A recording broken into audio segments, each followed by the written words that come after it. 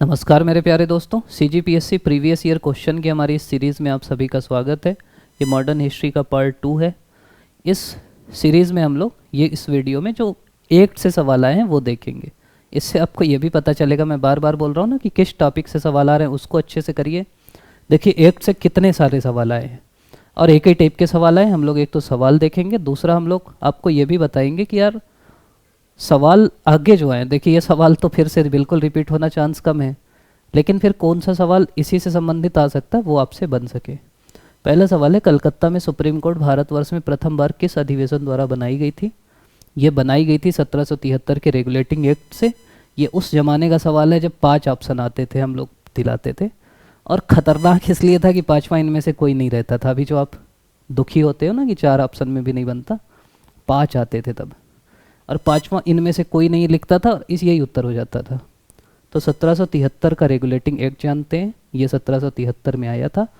ये इसलिए आया था कि अंग्रेज जब भारत आए ना, तो पहले वो कंपनी थी एक, तो जो वहाँ के लोग थे उनको लगा यार कंपनी अकेले लूट रही है, उसको कुछ तो रेगुलेट करो, कुछ तो देखो। तो इसीलिए एक्ट आई थी, पार्लियामेंट लाई थी कि भैया थोड़ा तो हमको भी दो पैसा।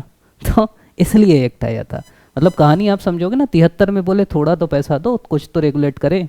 तो वो कंपनी थी, जैसे अपने यहाँ कंपनी है ना अलग अलग, टाटा बिरला जियो, वैसे एक ईस्ट इंडिया कंपनी, ऐसा कोई सरकार नहीं थी। तो रेगुलेट की और 13 एरा तक आते आते बाकी लोग बोले यार हमको भी लूटने दो, तुम कितना लूटोगे। तो वो कहानी है पूरी, एक वीडियो हम लोग का डाला है, आप देख लीजिएगा तो वहाँ से आप समझ जाएंगे।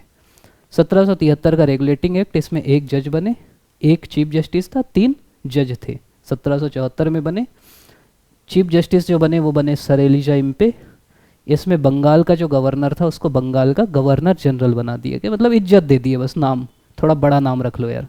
और कंपनी के अधिकारी निजी व्यापार उपहार दान ये नहीं कर सकते। पहले ना ये जो रॉबर्ट क्लाइव था, 2-3 जहाज भर के ले गया था सामान, इतना पैसा लेके गया था कि मतलब 7 पुश्तें खाती उसकी। तो बाकी लोग इसीलिए रेगुलेट किए। फिर पूछते कहाँ से मिला, तो बोलते थे यार हमको गिफ्ट मिला है, दान मिला है, व्यापार कर लिए खुद, मतलब वो खुद व्यापार कर लेते थे। तो बोला गया कि तुम निजी व्यापार नहीं कर सकते, उपहार नहीं ले सकते, दान नहीं ले सकते, ये सब चीज़ें हुई। अगला सवाल है, कंपनी में किस अधिनियम के द्वारा ब्रिटिश ईस्ट इंडिया कंपनी को भारत में व्यापारिक एकाधिकार समाप्त किया गया?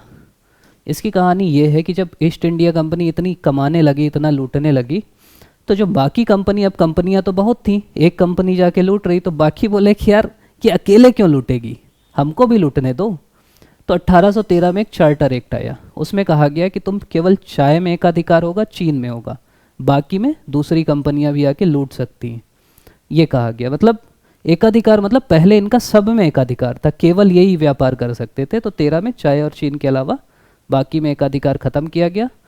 इसी में शिक्षा और साहित्य पे 1 लाख रुपए दिया गया। ईसाई मिशनरी को बोला गया जाके थोड़ा क्रिश्चियन बनाओ भारत वालों को, और भारतीय व्यापार सभी यूरोपीय व्यापारियों के लिए खोल दिया गया, मतलब सब आके लूटो यार। 33 के एक्ट में एक काम तो ये किया गया कि बंगाल का गवर्नर जनरल अब भारत का गवर्नर जनरल बन गया। अब जब भारत नाम आ गया तो फिर केंद्रीकरण है, मतलब कानून बनाने की शक्ति सब गवर्नर जनरल के पास आ गई। इसमें पहले 3 सदस्यीय परिषद थी, उसमें चौथा सदस्य लाया गया मैकाले को, वो विधि सदस्य था। और दास प्रथा समाप्त करने की आज्ञा जो 43 में एलनबरो ने किया, ये 33 के अधिनियम से ही था कि दास प्रथा खत्म करेंगे।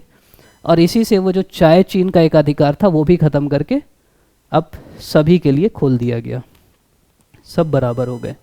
भारतीय परिषद अधिनियम 61 के संबंध में निम्न कथनों पे सही विकल्प चुनिए। तो पहला है, विधि निर्माण के लिए अतिरिक्त सदस्यों की संख्या कम से कम 6 और अधिक से अधिक 12 की गई। प्रांतीय और केंद्रीय विषयों में किसी तरह का भेदभाव नहीं रखा गया, सही बात है। क्या क्या हुआ ये बता देता हूँ मैं। 61 में अधिनियम आया, ये इसलिए आया क्योंकि उसी समय विद्रोह हुआ था। तो वायसराय की कार्यकारी परिषद की संख्या 4 से 5 की गई और 5वां विधिवेत्ता किया गया। इसी अधिनियम से विभागीय प्रणाली चालू की गई। बम्बई और मद्रास को विधि निर्माण व संशोधन का अधिकार पुनः। 33 में हम देखें ना कि भारत का गवर्नर जनरल बना के बम्बई और मद्रास के अधिकार कलकत्ता के पास आ गए थे, देखे विद्रोह हो रहा है, तो फिर वापस दे दिए गए। और अध्यादेश की शक्ति दी गई, और ये दोनों तो सही है। फिर भारतीय परिषद अधिनियम 92 के संबंध में सही विकल्प चुनिए। केंद्रीय विधानसभा में न्यूनतम 10 और अधिकतम 16 सदस्य की बात हुई। अप्रत्यक्ष निर्वाचन पद्धति की शुरुआत हुई। प्रश्न पूछ सकते थे इसमें, मज़ेदार चीज़ है, जैसे कोई प्रश्न आप पूछ सकते हो, पूरक नहीं। आप मेरे से कोई सवाल पूछे, मैं बोला ये उत्तर दिया, फिर आप दोबारा उसी से संबंधित सवाल नहीं पूछ सकते। पूरक प्रश्न का अधिकार 1909 के अधिनियम में मिला। और बजट पे विचार प्रकट कर सकते थे, ये हुआ 1892 के अधिनियम में। इसके बाद फिर ये क्रांतिकारी लोगों की बात है, इनको जमाना है। अच्छा, इसके बाद ये आ गया था, इतिहास का ही अपन कर रहे थे। तो जतिन दास की मृत्यु हुई थी भूख हड़ताल के समय, चंद्रशेखर आज़ाद की मृत्यु हुई थी मुठभेड़ के समय, भगत सिंह की हुई थी फांसी से, और कल्पना दत्त की हुई थी आजीवन कारावास में।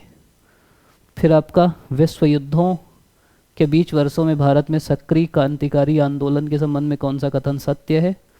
चंद्रशेखर आज़ाद ने अनुशीलन समिति की स्थापना की, गलत बात है। अनुशीलन समिति 1902 में बंगाल में स्थापित की थी बारिंद्र घोष ने, ठीक। भगत सिंह नौजवान भारत सभा के संस्थापक थे, ये सही बात है। प्रफुल्ल चाकी एचआरए की स्थापना की, प्रफुल्ल चाकी बंगाल के थे, एचआरए तो बाद में बिस्मिल चंद्रशेखर आज़ाद इन लोगों ने स्थापना की। सूर्यसेन आपको बता ही देता हूँ क्या क्या है। एचआरए 1924 में बना कानपुर में, सचिन नाथ सान्याल बिस्मिल इन लोगों ने बनाया। काकोरी कांड हुआ 9 अगस्त 25 में, इन लोग ट्रेन लूटे एक काकोरी स्टेशन में। फिर इसके बाद भगत सिंह लोग जब आए तो उन्होंने HSRA बनाई, हिंदुस्तान सोशलिस्ट रिपब्लिकन एसोसिएशन, 1928 में। इन्होंने अपना लक्ष्य घोषित किया समाजवाद को। सैंडर्स की हत्या किया 17 दिसंबर 28 को, और 8 अप्रैल 1929 को बहरों को सुनाने के लिए धमाके की ज़रूरत होती बोल के भगत सिंह और बटुकेश्वर दत्त ने बम फेंका। भगत सिंह और बटुकेश्वर दत्त ने बम फेंका, भगत सिंह, सुखदेव और राजगुरु को फांसी हुई, ये ध्यान रखना। प्रफुल्ल चाकी और खुदीराम बोस युगांतर ग्रुप से थे और इन्होंने किंग्सफोर्ड की हत्या का प्रयास किया था, प्रयास सफल नहीं हो पाया। प्रफुल्ल चाकी ने तुरंत सुसाइड कर लिया और खुदीराम बोस को फांसी दी गई। सूर्यसेन मास्टर दा के नाम से विख्यात थे, बंगाल में इंडियन रिपब्लिकन आर्मी बनाए। ये चटगांव शस्त्रागार कांड से संबंधित थे, 1934 में इनको फांसी दी गई। लाहौर षड्यंत्र केस 1929 है जो भगत सिंह से संबंधित है।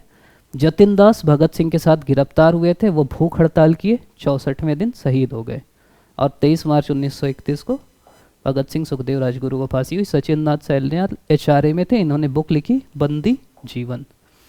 ये कथन किसका है? भारतीय शहीदों के खून का बदला लो, अपनी मातृभूमि को आज़ाद कराने के लिए तलवार का इस्तेमाल करो। ये कथन है सुभाष चंद्र बोस का। छोटा दिखता हो इसलिए मैं पढ़ के सुना दिया आपको। तो और कर लें आज ही।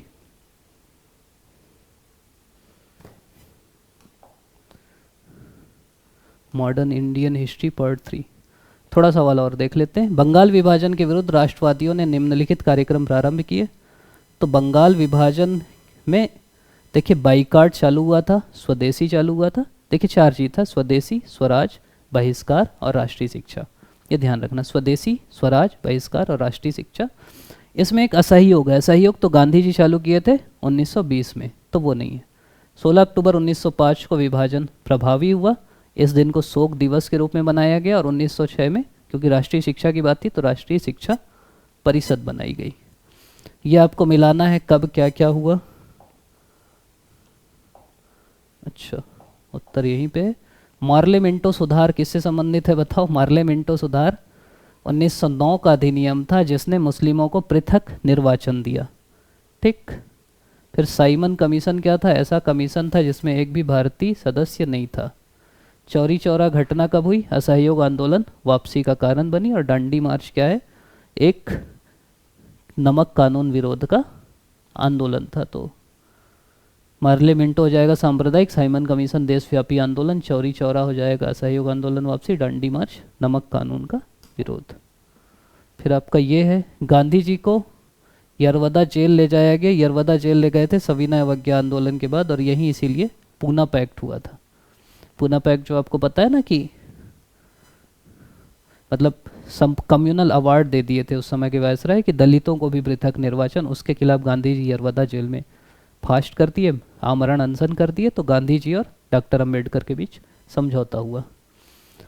तो गांधी जी ने आमरण अनशन किया था सांप्रदायिक अवार्ड के लिए। कराची जाते समय काले झंडे दिखाए गए। देखिए जब भगत सिंह, ऐसा माना गया कि गांधी जी चाहते तो जो गांधी इरविन पैक्ट था ना उसमें भगत सिंह को बचा सकते थे, और इसीलिए उस समय जो युवा थे वो दिल्ली समझौता किए थे इरविन के साथ, फिर वो कराची अधिवेशन जा रहे थे जो 1931 में हुआ था, सरदार वल्लभ भाई पटेल की अध्यक्षता में मार्च में विशेष अधिवेशन था। तो जब गांधी जी कराची पहुँचे तो युवा उनको काले झंडे दिखाए कि तुमने भगत सिंह को बचाया नहीं। उन्होंने कहा कि ये पराजय मेरी उनसे अधिक है। ये एक कहानी है 1939 के त्रिपुरी अधिवेशन की, जब पहले 1938 में सुभाष चंद्र बोस हरिपुरा अधिवेशन में कांग्रेस के अध्यक्ष बने। 39 में त्रिपुरी अधिवेशन में वो फिर खड़े हुए तो गांधी जी की तरफ से पट्टाभी सीतारामैया खड़े हुए। सुभाष चंद्र बोस पट्टाभी सीतारामैया को हरा दिए। तो गांधी जी बोले कि ये पराजय उनसे अधिक मेरी है, और गांधी जी बिल्कुल असहयोग कर दिए। सुभाष चंद्र बोस को इस्तीफा देना पड़ा। बाद में वो फॉरवर्ड ब्लॉक बनाए, फिर नज़रबंद हुए, फिर जाके आज़ाद हिंद फौज बनाए। तो ये पूरी कहानी है जो आपको पता रहना चाहिए। तो ये अपना और पढ़ा जाए वेवल प्लान वाला, इसको अपन अगला पढ़ेंगे। इससे भी ना, क्योंकि बहुत सारे सवाल आए हैं, ये जो वेवल प्लान है और बाकी चीज़ें हैं इनसे इतने सारे सवाल आए हैं। तो वो कहानी मैं आपको समझाऊंगा कि भारत छोड़ो आंदोलन से लेके आज़ादी के बाद तक, भारत छोड़ो से लेके आज़ादी तक की जो कहानी है वो आपको पता रहना चाहिए कि कैबिनेट मिशन कब आया, शिमला सम्मेलन कब हुआ, आपका क्रिप्स समझौता क्या था, कैबिनेट मिशन के में कौन कौन सदस्य थे, आज़ाद हिंद फौज का क्या बोलेंगे विद्रोह क्या था। तो वो पूरी कहानी और क्रम में जमाने को बोलता है। तो आप कहानी समझ जाएंगे ना तो क्रम में जमा लेंगे। आप अभी तक देख रहे हैं, इसके लिए आप सभी का बहुत बहुत धन्यवाद। आप लोग का जो प्यार है, जो कमेंट आते हैं वो बहुत उत्साह बढ़ाते हैं, तो करते रहिएगा। और टेलीग्राम ग्रुप में हम लोग ये पीडीएफ डाल देंगे, तो वहाँ आप ज्वाइन कर लीजिएगा। पिछले प्रीलिम से पहले भी आपको पीडीएफ मिल जाएंगे। आप अभी तक देख रहे हैं, आप सभी का बहुत बहुत धन्यवाद।